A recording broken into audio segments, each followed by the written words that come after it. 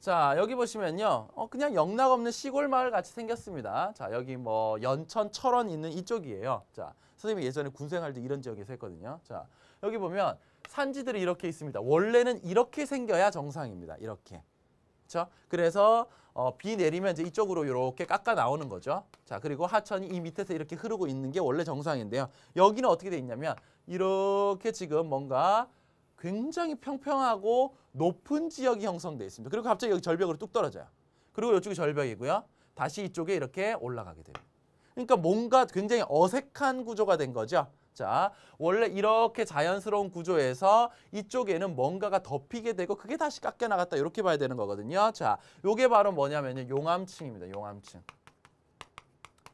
자, 그렇다면 원래 이렇게 형성되어 있던 이 산지 지역에 뭔가 용암층이 이렇게 그득하게 들어온 다음에 굳어져서 이 용암층을 이루고 있고 하천이 다시 밑으로 파들어갔기 때문에 이렇게 어색하게 높고 평평한 이런 땅들이 나오는 거거든요. 이거를 용암 활동으로 인해서 평평한 대지가 나왔다라고 해서 이거를 용암대지라고 합니다.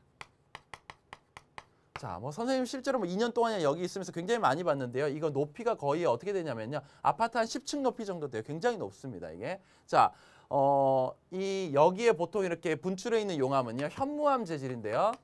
자, 이 현무암 재질의 특성상 이게 수직으로 밑으로 이렇게 하천이 파들어가거든요. 그래서 이런 형태의 대지가 발달해 있는 건데 이게 바로 용암대지가 됩니다. 이 용암대지 잘 발달돼 있는 것은요. 인도의 데칸고원 이런 데가 있어요. 그래서 용암대지는 인도에 잘 발달돼 있구나 이렇게 보시면 되겠습니다. 그 다음 볼게요. 자, 어쨌든 이러한 용암대지는요. 자, 골짜기 같은 데에 뭔가 이렇게 용암 같은 것들이 이렇게 틈틈이 이렇게 깨져 나와서 이 지각이 이렇게 틈틈이 깨져서 그 사이에서 용암이 이렇게 쭉 흘러나오게 되는 겁니다. 근데 이런 용암은요. 굉장히 유동성이 큰 뭐 우리가 생각하기에는 뭐 약간 물엿 같은 용암이라고 보시면 돼요. 이게 뭐 어감이 좀 이상하지만 물엿 같은 용암이 이렇게 나와가지고 골짜기를 그득하게 채운 다음에 이렇게 식어요. 그러면 이게 딱딱하게 되는 거죠. 그 다음 다시 하천이 밑으로 파들어가면 아까와 같은 이런 형태의 지형들이 나오게 되는데 그거를 용암대지라고 한다는 거죠. 그 다음 볼게요. 자, 이거 한번 볼까요? 우리 제주도 가본 학생들은 아마 여기 대부분 가보셨을 텐데요. 이게 바로 주상절리라는 거죠. 지삿개라는 곳에요. 주상절리라는 이 지형이 발달해 있는 건데요. 자, 여기서 보면 주상절리가 무슨 뜻이냐? 자, 주상은요. 기둥주자 모양상자입니다. 육각형 기둥 모양으로 이렇게 돼 있어요. 그래서 기둥이 주르륵 줄 세워져 있는 것 같은. 자, 절리는 뭐냐면요. 이렇게 깨진 틈, 갈라진 틈을 절리라고 하는 거예요. 그래서 기둥 모양으로 갈라진 틈이 있는 독특한 지형이 나타난다. 그게 바로 주상절리가 되는 겁니다. 이건 왜 그러냐면요. 용암이 자, 이렇게 펑 터져가지고 이렇게 용암 덩어리가 어디 틱 날아갔을 거 아닙니까? 그게 급하게 식을 거 아닙니까? 이렇게 바닷가 같은 데서는. 그러면은 뭔가 급하게 식으면서 이렇게 수축이 된다는 거예요. 근데 식을 때 이렇게 육각형 기둥 모양을 중심으로 이렇게 수축이 되다 보니까 요 사이사이가 쩍쩍 벌어지게 되는 겁니다. 그래서 육각 기둥 모양의 이런 젓가락 다발을 마치 세워놓은 것 같은 이런 모양이 나오는데요. 이거를 주상절리라고 하는 거죠. 주상절리는 굉장히 기괴하고 아름다운 지형들이 많아서요. 몇 개 사진을 더 보여드리도록 할게요. 자, 여기 보시면요. 이건 진짜 완전 중국집에서 젓가락 받아가지고 쭉 세워놓은 것 같죠? 자, 이런 식으로 쫙 발달되어 있는 육각형 기둥 모양 주상절리라고 하고요. 그 다음 자, 여기도 보시면은 이렇게 기둥 모양으로 쪽쪽쪽쪽 되어 있습니다. 그리고 밑에 부분은 이제 점차적으로 무너져 내리는 거죠.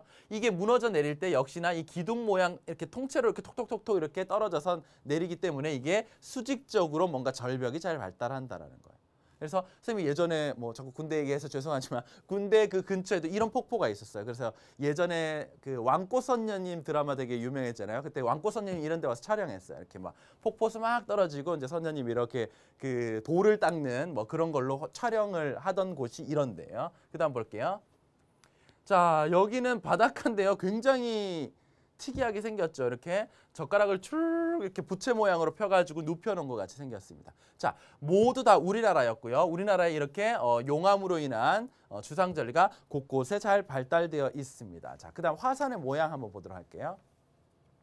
자, 화산의 모양은 크게 우리가 두 가지로 나눠볼 수 있어요.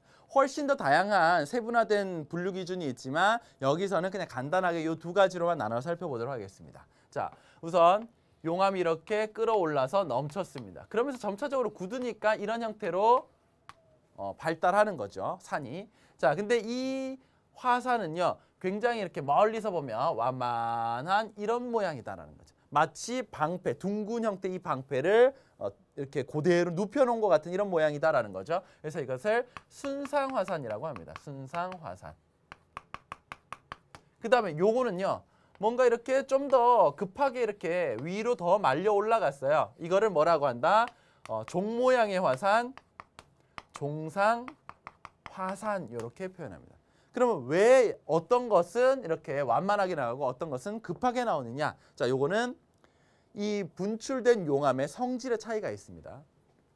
자, 이런 데의 용암 같으면요, 유동성이 좀 크다라는 거죠.